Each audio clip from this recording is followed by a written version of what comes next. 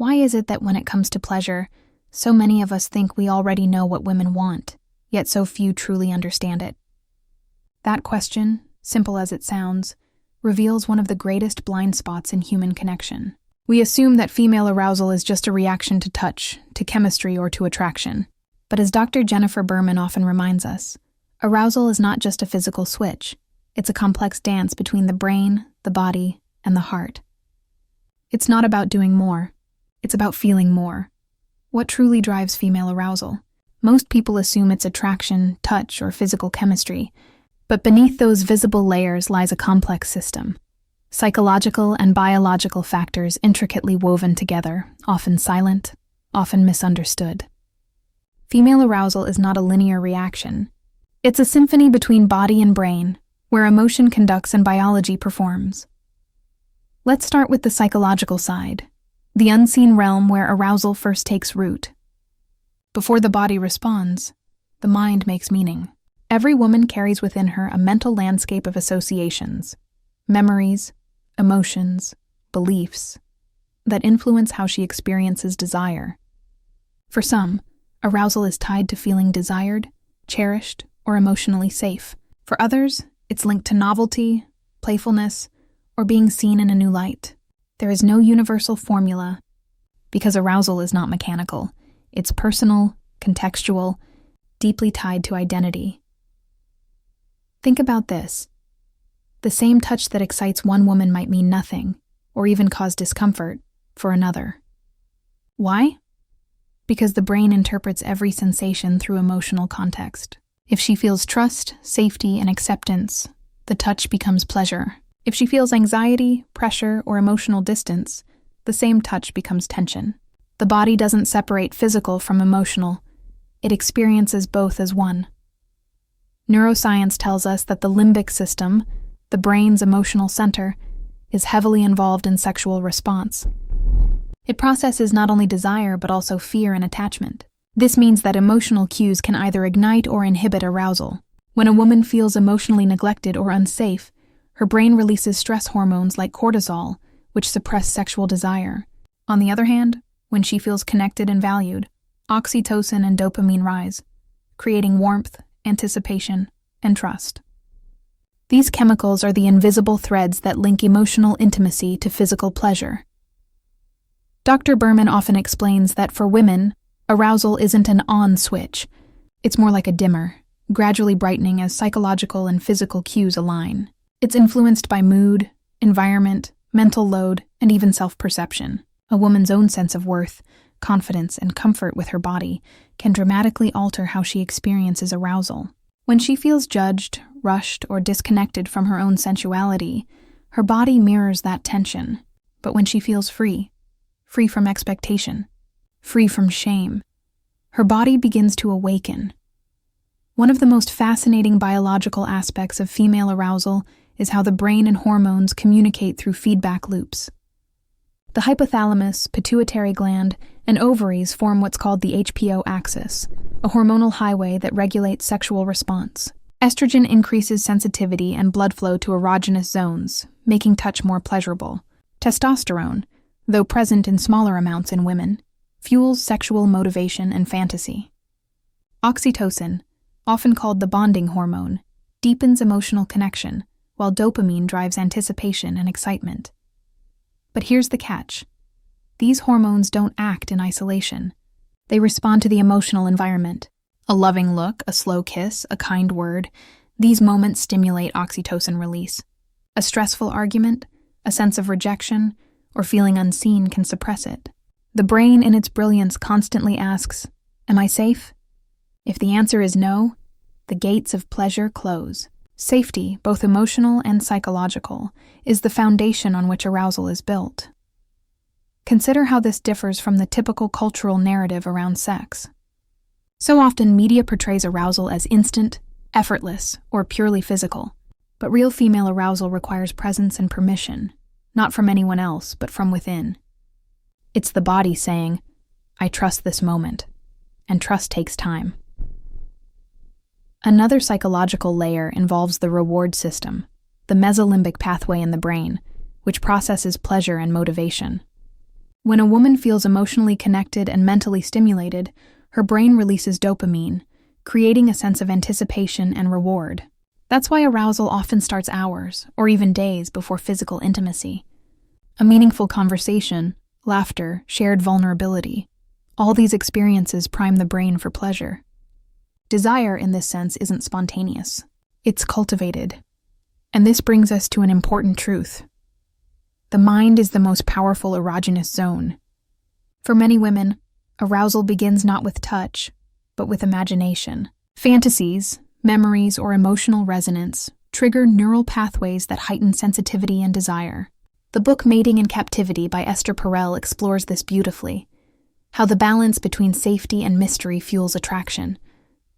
Too much predictability can dull desire. Too much uncertainty can create fear. The art lies in maintaining curiosity within connection and freedom within commitment.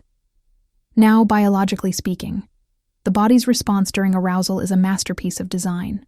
As desire builds, blood flow increases to the genitals, causing swelling, warmth, and lubrication.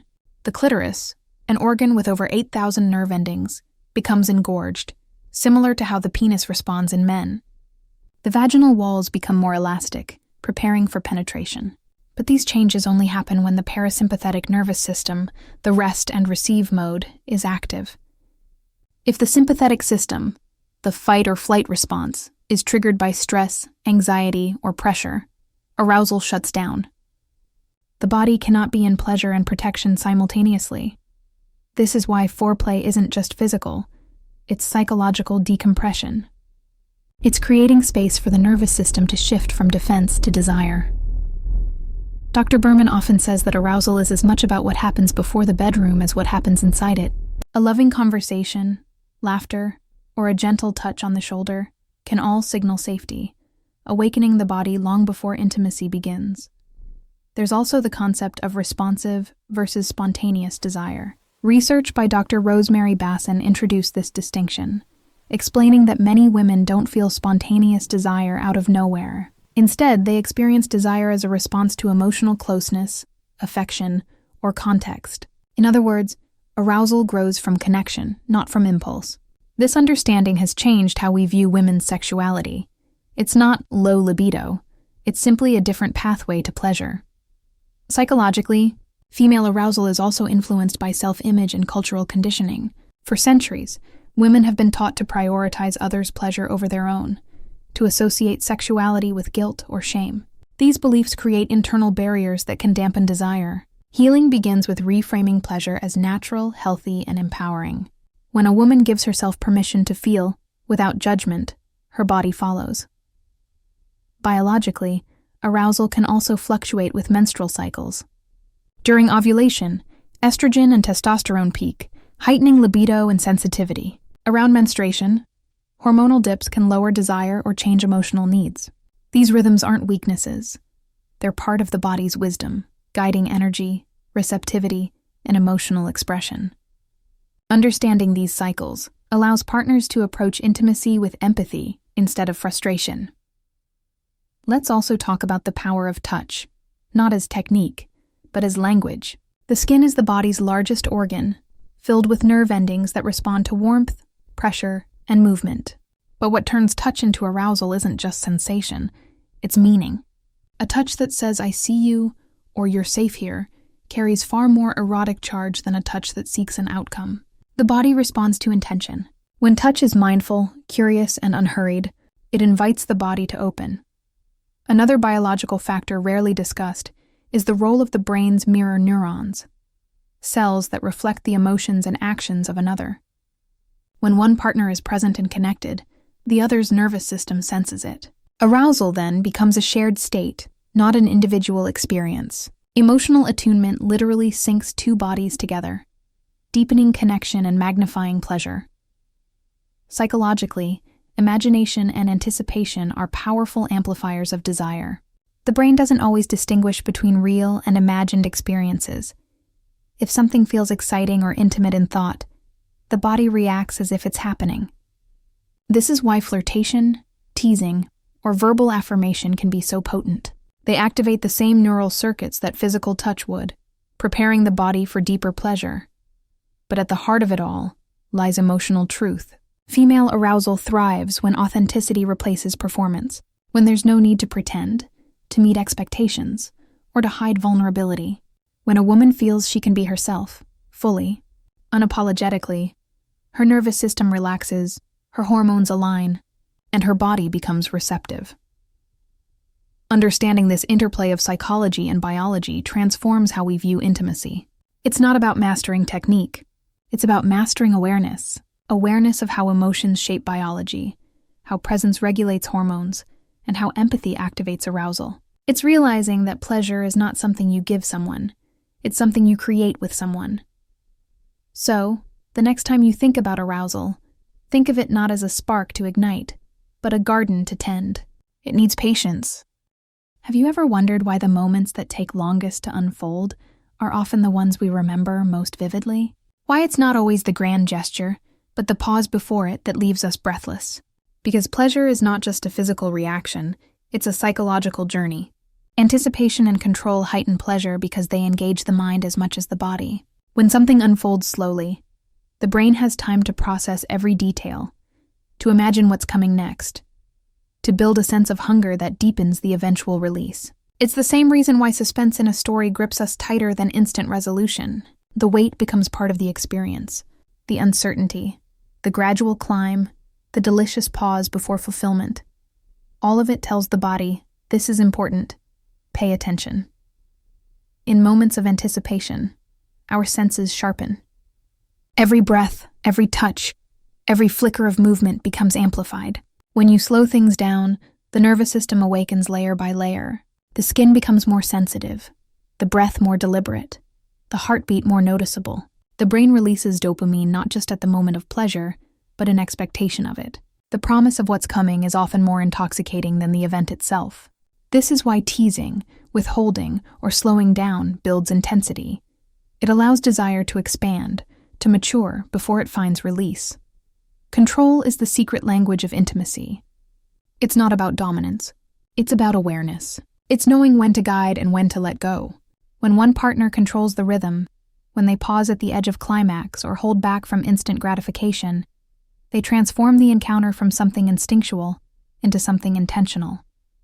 It's a conscious act of restraint that turns touch into communication. The message becomes clear. I'm aware of what's happening. I'm not here to rush. I'm here to explore. Pleasure thrives on contrast. Fast feels good only because slow exists. Intensity feels powerful only because of the calm that came before it. Without variation, sensation dulls. The nervous system adapts quickly. Constant stimulation without pause desensitizes. But when you introduce moments of stillness, the brain resets. It becomes hungry again. That's why anticipation and control heighten pleasure. They restore sensitivity. They keep the mind engaged and the body receptive. Think of music. A song without rhythm or pause would just be noise. What makes it beautiful is the timing. The beats between the notes, the rise and fall of sound. Intimacy works the same way. The pauses are what give meaning to the movement. The tension before release creates depth. The start-stop rhythm mirrors the natural pulse of desire. Build, pause, build again, and finally let go. The person who understands that flow doesn't need to do more. They only need to do it right. Science supports this too. Studies in neurobiology show that the anticipation of reward activates the brain's pleasure centers even more than the reward itself. When dopamine surges during anticipation, the body is in a heightened state of focus and craving. The same pathways that respond to desire also process emotional bonding and motivation. That means anticipation doesn't just make pleasure stronger, it ties it to memory and emotion. The longer you build it, the more deeply it's felt and remembered. When you slow down, you also create emotional safety. Speed can feel like performance. Slowness feels like care. When you take your time, your partner senses that you're not just chasing release. You're connecting. You're attuned. You're listening to her breathing, her subtle shifts, her micro-responses. That's where real intimacy begins. Not in what you do, but in what you notice. Control gives space for noticing. Anticipation gives space for trust. And together, they create an atmosphere where both partners can surrender completely. There's a subtle beauty in restraint. It says I could, but I choose not to, yet. That conscious decision carries a quiet power. It tells your partner she's worth the wait, that her experience matters as much as yours. When a woman feels that patience, her body responds differently. She relaxes. She opens. She feels safe enough to explore her own pleasure without pressure. The anticipation becomes mutual. The experience becomes shared. That's when intimacy turns from act to art. Speed, by contrast, bypasses emotion. It rushes toward the finish line without savoring the journey. But true pleasure isn't about crossing the line. It's about stretching time. The longer you can hold that energy, the richer it becomes. Every second before release builds emotional weight. The human body is designed to crave that balance, tension and tenderness, pressure and pause, control and surrender. The start-stop method works because it plays with that duality. It makes each moment count. Anticipation heightens pleasure because it keeps the mind alive inside the moment. It transforms touch into storytelling. Imagine tracing the outline of her skin slowly, pausing just before the place she wants you most. The pause alone can make her shiver, not because of what you did, but because of what you didn't. The body reacts to expectation as though it's already feeling pleasure. That's the mind-body connection in motion. The idea that the brain's interpretation of desire can intensify the body's response even before touch happens. Control, then, is not suppression, it's guidance. It's like steering energy. The more skillfully you control the pace, the more powerful the final release becomes. When you sense her getting close and you stop, you give her body time to process the buildup. That pause increases blood flow, heightens nerve sensitivity, and primes the brain for the next wave. Each round of start and stop compounds the effect, like waves growing stronger as they roll toward shore. When the release finally comes, it's not a single spark, it's a storm. The paradox is that slowing down often creates more intensity than going fast ever could. Fast can overwhelm, but slow builds depth. When you control the rhythm, you allow arousal to grow organically. You teach the body to trust its own sensations instead of chasing a peak. That's what makes pleasure last longer. It stops being mechanical and becomes mindful. Every breath, every pause, every return to stillness becomes part of the rhythm. This is also why control requires emotional maturity. It asks you to resist impulse, to delay gratification, to focus on connection instead of climax. That takes awareness. It takes empathy. And it takes confidence. When someone can slow down and stay centered, they project calm strength. That energy is magnetic. It tells your partner that you're not led by urges, but by intention. That presence turns physical touch into emotional language. When anticipation builds, it also deepens vulnerability. The longer you wait, the more open you become. You start to feel everything, not just pleasure, but emotion, tenderness, longing. The space between action and release allows intimacy to breathe. It's not just about arousal anymore. It's about being seen, about letting someone feel your energy without words. The control becomes a form of communication that says, I see you. I feel you. I'm not rushing this. Psychologically, anticipation activates imagination. When something is withheld, the mind fills in the blanks. That's why waiting feels so powerful. It keeps you mentally engaged, feeding desire through curiosity. In that mental space, fantasy and reality start to merge. You're not just reacting to touch. You're anticipating it, imagining it, creating it. That internal dialogue magnifies every sensation, making the eventual moment even more explosive. The power of anticipation can be felt in everyday life too. Think about a meal you've waited for all day. The smell, the sight, the expectation. It all heightens your enjoyment when you finally taste it. Or consider waiting for someone you love to arrive. The anticipation alone creates emotion before the reunion even happens. The same applies to physical intimacy. The longer the buildup, the deeper the experience. This is why slowing down isn't a loss of intensity. It's the foundation of it. The mind needs time to catch up to the body. The heart needs space to feel safe. Anticipation bridges those worlds, blending arousal with emotion. And control keeps it balanced, ensuring neither overtakes the other. So when we talk about why anticipation and control heighten pleasure more than speed or intensity, it's because they awaken all parts of a person. Not just their body, but their senses, their emotions, their mind. They turn pleasure into presence, lust into connection, and routine into ritual. They make every moment count, every pause purposeful, every touch intentional. It's not the race that makes intimacy unforgettable. It's the journey. The glances that linger, the breaths that sink, the pauses that stretch just long enough to make your heart ache a little. That ache is what we call desire. And when it's finally met, it's not just pleasure. It's release, relief, connection, and trust all at once. That's the difference between fast satisfaction and lasting fulfillment. In the end, anticipation and control teach us something profound about human nature. We are wired not just to seek pleasure, but to build it, to savor it, to stretch it until it becomes meaning. When you master that, you realize that slowing down doesn't delay the experience, it deepens it. It makes the moment unforgettable, not because of how it ended, but because of how fully you lived every second leading to it. That's the secret most people overlook. Pleasure isn't just about stimulation, it's about awareness. The slower you go, the more you feel. The more you control, the more you connect. And that's why anticipation will always be more powerful than speed, because it doesn't just touch the body, it reaches the soul.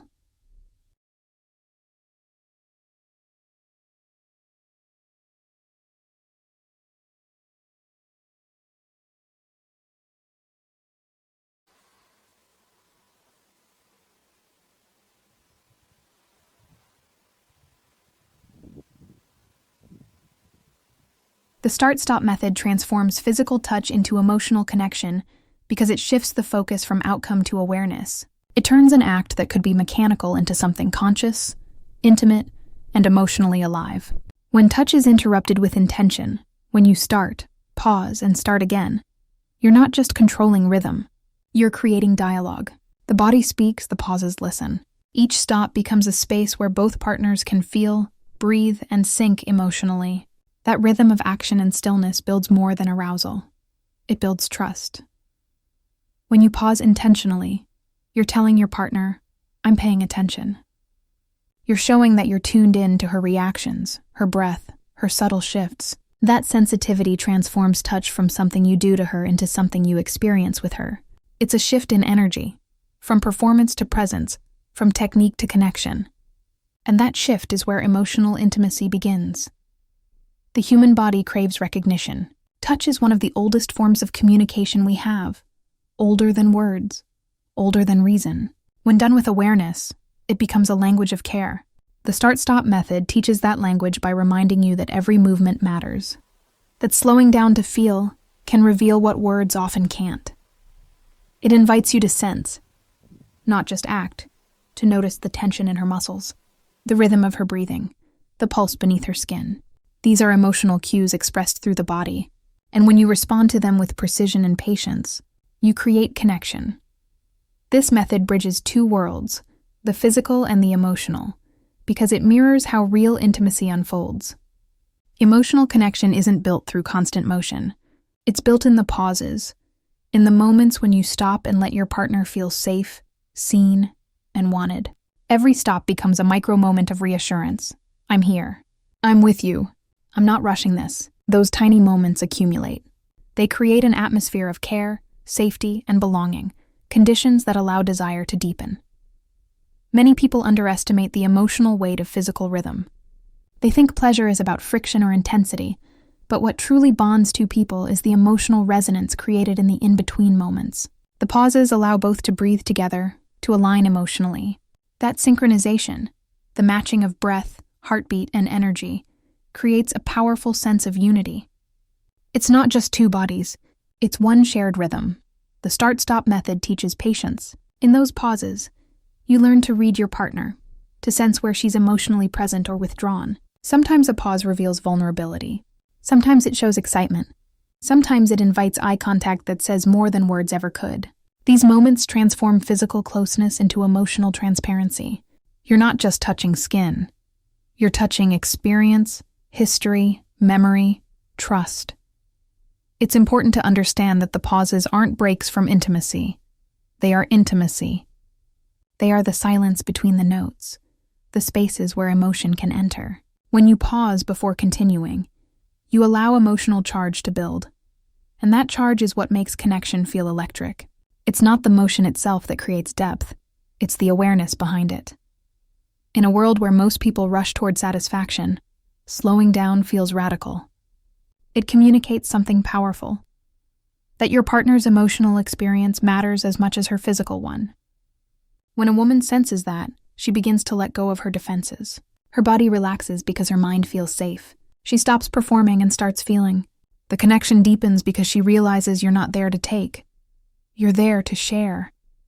That's the invisible bridge between touch and trust. Think of it like dancing. A skilled dancer doesn't just move to music. They move with their partner. They sense timing, pressure, response. The pauses and turns aren't mistakes. They're expressions of harmony. The start-stop method works the same way. The stops are not interruptions. They're invitations to reconnect, to realign, to re-enter the moment together. That's where emotional chemistry ignites. Not in constant motion, but in deliberate rhythm. When touch is continuous and predictable, the brain eventually disengages. But when you introduce pauses, you reawaken curiosity. Each stop invites wonder. What will happen next? When will it continue? That wondering draws your partner's focus inward, deepening her sensory awareness. But more importantly, it draws her emotionally closer. She becomes attuned not just to the sensations, but to you, to your presence, your intention. She begins to trust your control, to anticipate your rhythm. That anticipation isn't just arousal, it's emotional investment. The start-stop method also teaches vulnerability. To pause requires confidence and emotional steadiness. It's easy to rush, to hide behind movement, to chase release. But to stop, to look into your partner's eyes, to hold the moment in stillness, that takes courage. It exposes you. It says, I'm not afraid of silence. I'm not afraid of your gaze. That kind of presence builds emotional tension, not anxiety. It makes intimacy feel real, alive, unguarded. The pauses become mirrors for emotion. During them, you can feel everything that exists beneath the surface. Her desire, her hesitation, her surrender. You can sense where she's open and where she's holding back. And when you respond to those subtle signals, you create emotional safety. The body begins to associate your touch with trust. That's when physical pleasure evolves into emotional fulfillment. What makes the start-stop method powerful is that it blends science and soul. Physiologically, each pause increases blood flow and heightens sensitivity. Psychologically, each pause increases emotional focus. Together, they create a feedback loop between body and mind. The more attuned you are emotionally, the more responsive her body becomes. The more responsive her body becomes, the deeper the emotional connection grows. It's a spiral of intimacy that feeds itself through presence. Many couples discover that after practicing this method, communication improves even outside the bedroom. That's because it trains you to listen, to slow down, to interpret nonverbal cues. When you master the art of pausing with purpose, you begin to bring that same awareness into conversations, into conflict, into everyday connection. The start-stop method is not just about sex. It's a metaphor for emotional intelligence. It's about knowing when to act, when to wait, when to feel, and when to simply be there. When you pause mid-touch, there's a shift in energy. The air between you becomes charged, like static before lightning. That energy is emotional communication without words. It says, I feel you, I'm with you, I respect your pace. In that moment, the touch transcends its physical function. It becomes reassurance. It tells your partner that she is not an object of pleasure, but a participant in creation. The connection becomes mutual, balanced, and soulful. The emotional power of the start-stop method lies in how it turns control into care. The person leading isn't dominating. They're guiding. They're reading cues, adjusting pace, respecting boundaries. That level of awareness makes touch feel sacred. Every start says, I want you. Every stop says, I respect you. When both are communicated consistently, the experience becomes transformative. The body experiences pleasure, but the heart feels safety. It's within that safety that surrender happens. Not the forced kind, but the chosen one. True surrender and intimacy only occurs when both people feel emotionally held. The pauses are what create that holding space. They signal that the experience isn't just about reaching an end. It's about being in the moment fully, together. That emotional safety is what allows the most intense physical experiences to unfold naturally. In those moments of stillness, something else happens too. Emotional attunement. Your energies synchronize. You start to breathe at the same pace, move in rhythm without planning it. This is called entrainment. a physiological phenomenon where two systems naturally align. It's what happens when people walk in step, or when a mother's heartbeat calms her child. In intimacy, entrainment deepens emotional connection to the point where pleasure feels shared, not separate. That's why the start-stop method is more than a technique. It's a form of emotional meditation. Each pause invites both people to return to presence, to awareness, to the sacredness of touch. It teaches patience, communication, empathy, all qualities that make love deeper and more fulfilling. The more you practice it, the more you realize that connection is not built in the peaks, it's built in the pauses. And something remarkable happens when emotional connection grows through this method. Pleasure becomes spiritual. It transcends the surface of the body. It feels grounding, healing, complete. The same control that builds arousal also builds trust. The same anticipation that fuels desire also fuels emotional intimacy. It becomes impossible to separate the two because they feed each other in a beautiful loop of awareness and surrender. So, the start-stop method transforms physical touch into emotional connection by making touch conscious. It turns motion into meaning, control into communication, anticipation into intimacy. It teaches that the real art of pleasure is not in doing more, but in feeling more, feeling deeply, deliberately, without rushing to the end.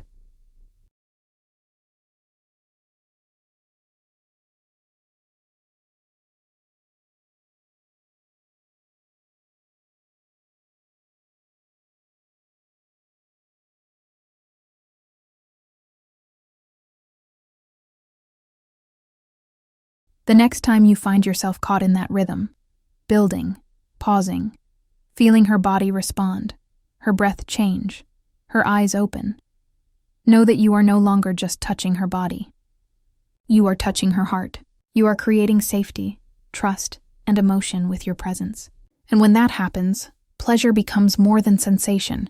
It becomes connection, the kind that stays long after the touch has ended. The link between delayed gratification and deeper satisfaction is one of the most profound psychological truths about human pleasure. Yet it's also one of the hardest lessons to practice. Our minds are wired to seek immediate reward, to chase what feels good, to avoid waiting, to satisfy impulses quickly. But the irony is that the deepest, most lasting satisfaction rarely comes from instant fulfillment. It comes from the wait, from the build-up, from the conscious choice to delay the moment of reward.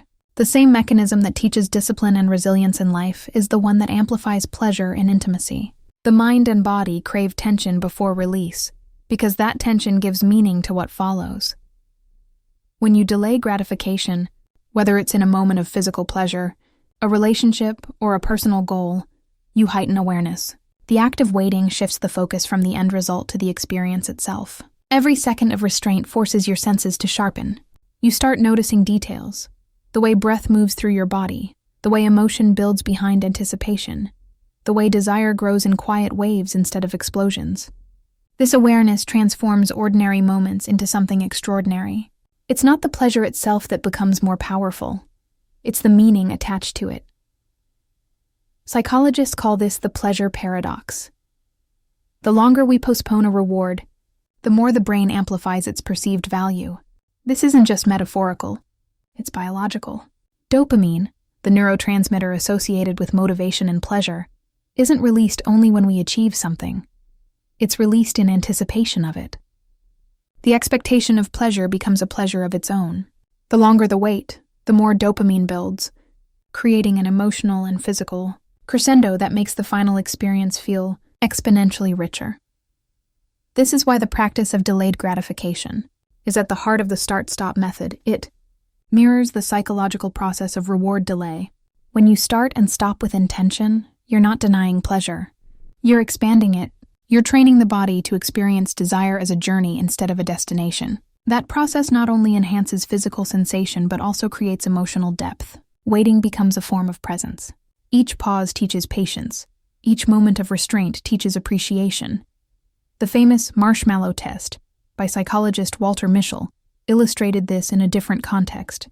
Children who resisted eating one marshmallow immediately in exchange for two later showed greater self-control, focus, and emotional intelligence later in life. The principle is universal. Those who can delay gratification learn how to feel more deeply and choose more meaningfully. They understand that satisfaction earned slowly carries more weight than pleasure taken quickly. In intimacy, that same principle holds. When you delay gratification, when you pause before climax, when you hold back instead of rushing, you create space for emotion. You transform urgency into anticipation. That waiting is not emptiness. It's fullness. It's the mind saying, I'm not ready to let this end. I want to feel more. And that choice, that restraint, signals maturity. It tells your partner that the connection matters more than the completion. The psychology behind it goes deeper still. Delayed gratification strengthens emotional bonds because it mirrors how trust is built. In every meaningful relationship, trust is formed through time, patience, and consistency.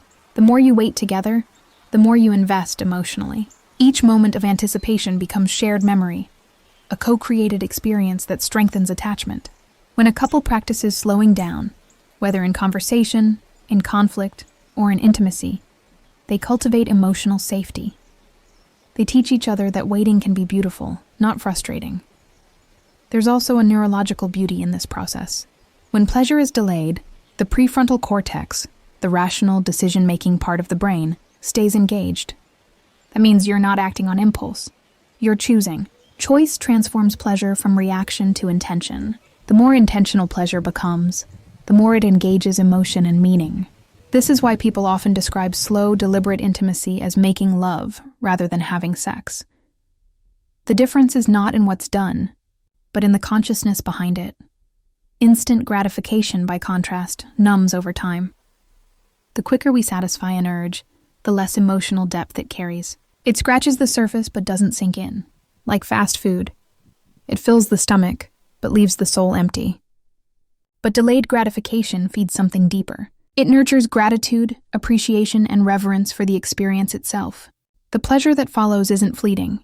It lingers, echoing in the body long after it's over.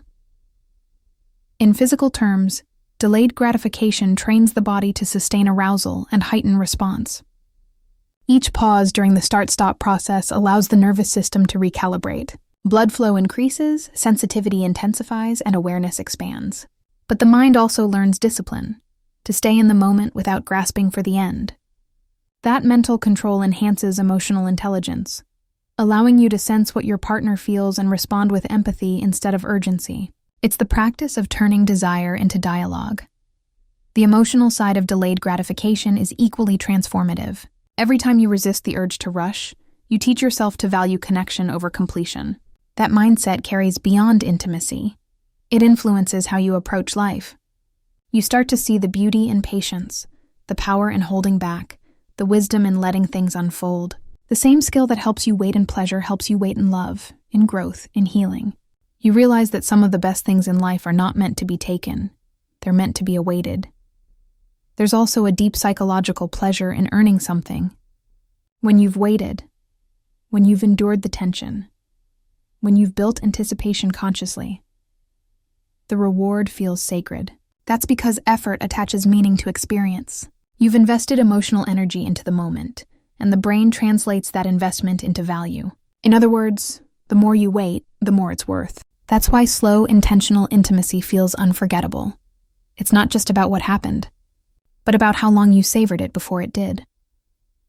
In the context of relationships, this dynamic creates lasting passion.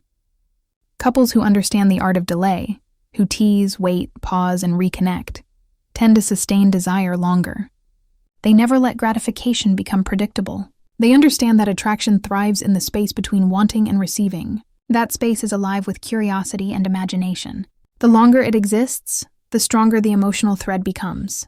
It's what keeps love vibrant over time. The mystery, the anticipation, the deliberate holding back. Even outside of romantic connection, the principle holds universal truth. Every great accomplishment, every meaningful success comes from mastering delayed gratification. Artists, athletes, and creators all know the same truth. The longer you stay with the process, the richer the reward. In love, in art, in life, depth always demands patience. The same brain that learns to wait for success learns to savor pleasure. It's a transferable skill. one that builds not just stronger bodies, but stronger minds and hearts. Emotionally, delayed gratification creates intimacy because it requires vulnerability. It asks you to sit inside the tension of wanting without rushing to end it. That waiting can be uncomfortable. It exposes longing, desire, even insecurity.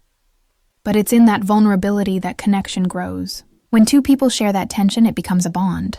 It says, we can handle this together. We can stay in the unknown without losing each other. That's emotional strength disguised as sensuality. The psychological link between waiting and fulfillment is also about control. Not control over your partner, but over yourself. Mastery of self is one of the most attractive and emotionally grounding qualities a person can have. When you can delay gratification, you demonstrate balance. You show that you're guided by presence, not impulse. That steadiness builds safety in others. It inspires trust. Your partner can feel it. The calmness, the centeredness, the lack of urgency. And that energy becomes magnetic. It tells them they can let go because you're not lost in need. You're grounded in connection. In many ways, delayed gratification mirrors love itself. Love is not instant. It builds. It grows through time, patience, and shared experiences. You cannot rush love any more than you can rush trust. The same truth applies to pleasure. The deeper the connection, the more time it takes to unfold fully. Waiting then becomes a form of devotion. It's not withholding for the sake of control. It's honoring the process, honoring the other person, and honoring the experience. That's why, psychologically, delayed gratification creates satisfaction that endures. It satisfies not only the senses but the soul. It fulfills the deeper human need to feel seen, chosen, and valued beyond the moment. When pleasure comes after waiting, it feels earned, shared, deserved. It carries emotional resonance. The body may experience it for seconds, but the mind remembers it for years. In essence, the link is the bridge between desire and meaning. Instant pleasure feeds the body. Delayed pleasure feeds the spirit. It transforms a simple act into an experience, a moment into memory, a desire into devotion. It's the same principle that makes the most beautiful sunsets worth waiting for, the most passionate kisses unforgettable, and the deepest love stories timeless. So when you practice waiting, when you pause, breathe, and let anticipation build, you're not just training your body, you're refining your mind. You're strengthening your capacity for connection, appreciation, and depth.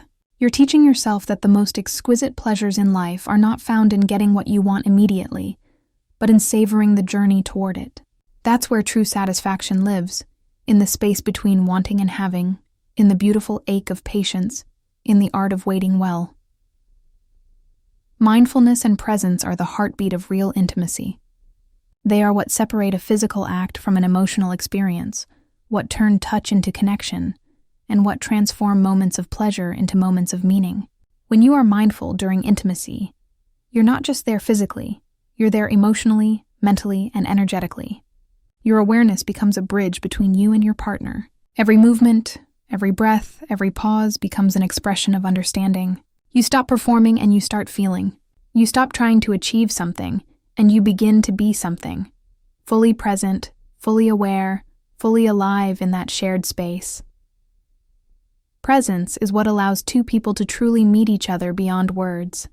It's a quality of attention that says, I see you, I'm with you, right now nothing else exists. And that kind of attention is rare in a world full of distractions. Our minds are often split, thinking of what's next, replaying what's past. But intimacy asks for something sacred, the willingness to stay here, to breathe in unison, to listen not only with your ears, but with your whole being. When you bring mindfulness into intimacy, the body becomes a landscape of discovery. You begin to notice sensations that once went unnoticed, the warmth of skin, the subtle change in breath, the rhythm of a heartbeat against yours. You feel the pulse of life itself flowing between you. In that awareness, pleasure deepens naturally, without effort. Because the truth is, pleasure doesn't need to be forced. It needs to be noticed. Most people miss the full experience of intimacy not because they're doing it wrong, but because they're not fully present to what's happening. Mindfulness slows everything down. It allows each touch to unfold like a story. Instead of rushing to the next movement, you linger. You explore. You breathe. You let curiosity lead instead of routine. That's when connection blooms. when every sense is awake, when every gesture feels intentional. You're no longer thinking, what should I do next? Instead, you're feeling, what's happening right now? What does my partner need in this exact breath? That awareness becomes communication without words, understanding without explanation. When both partners are present, energy synchronizes. You begin to feel each other's emotions, not through thought but through sensation. The body communicates what the mind often hides: hesitation, openness, excitement, vulnerability. Presence allows you to read that language effortlessly. You become attuned, responsive, alive to each subtle shift. That sensitivity is the essence of emotional connection. It tells your partner that you're not just touching their body, you're feeling their soul. The practice of mindfulness during intimacy is also the practice of stillness. It's the courage to be quiet inside yourself, to silence the inner chatter of performance, self-doubt, or expectation. Many people enter intimacy thinking about how they look, how they're doing, or whether they're pleasing the other person. Those thoughts pull attention away from the moment, creating distance. Mindfulness dissolves that distance. It brings you back into presence, where pleasure naturally expands because there's no more effort, no more trying, just being. Presence is magnetic. When one person is fully grounded, fully there, the other person feels it immediately. It's a kind of energetic gravity that draws both closer. You can feel it in the steadiness of their breathing, in the focus of their eyes, in the calm rhythm of their movements.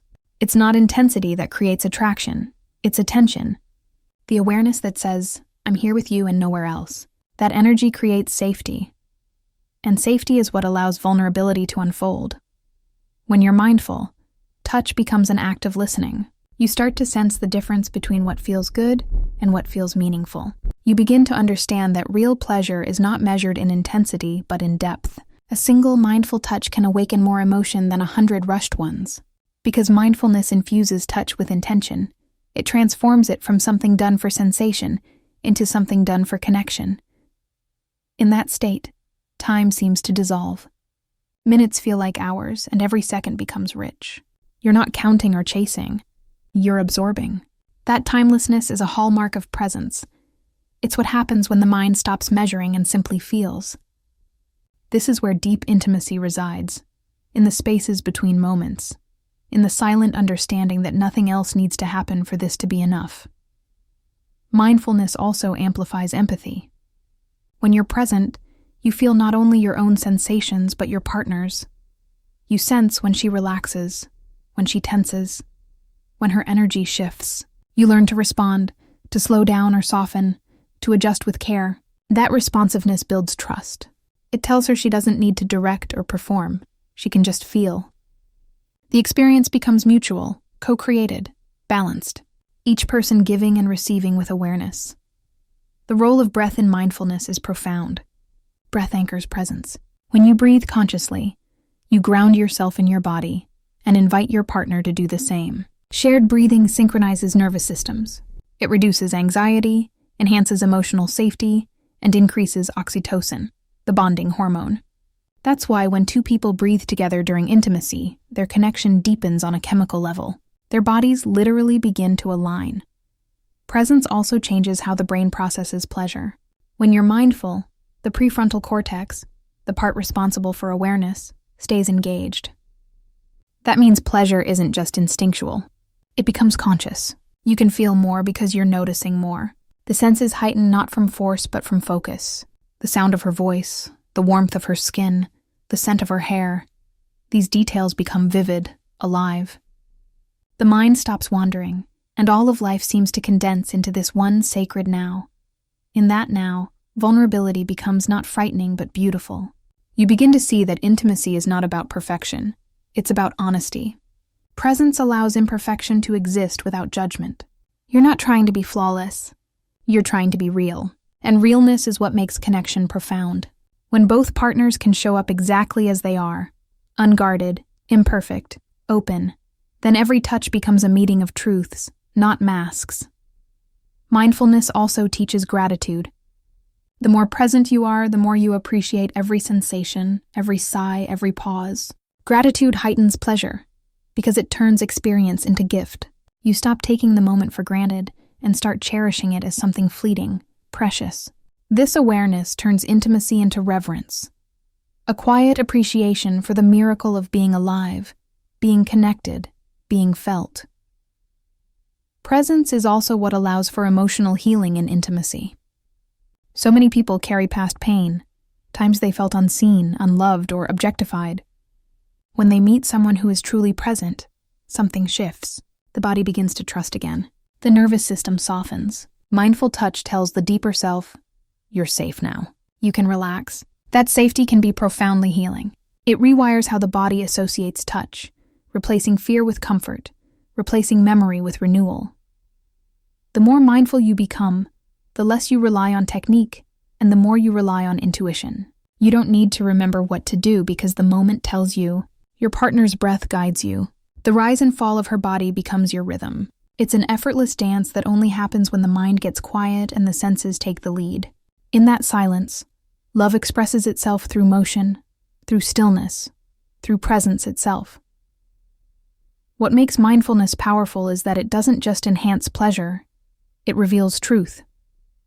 It shows you what's real beneath the surface, how you give, how you receive, how you listen, how you love. Intimacy becomes a mirror for your awareness. If your mind is elsewhere, disconnected, the moment feels hollow. But when you return to presence, everything fills with meaning. Even the smallest gesture feels sacred. Presence also deepens emotional communication. When you're aware, you start to sense not just what your partner is doing, but what she's feeling. You can feel when she needs gentleness, when she craves intensity, when she needs stillness. That level of attunement builds trust because she no longer has to explain. Her body speaks and you hear it. That's the language of intimacy at its highest level. Not words, but energy. The beauty of mindfulness is that it invites surrender without force. When you are fully present, your partner senses it and begins to relax. Her guard lowers. She feels safe enough to let go. Not because you took control, but because your stillness created space for her release. In that space, connection turns transcendent. It's not just two bodies. It's one shared awareness, a moment of unity where the boundaries between giver and receiver fade. This is where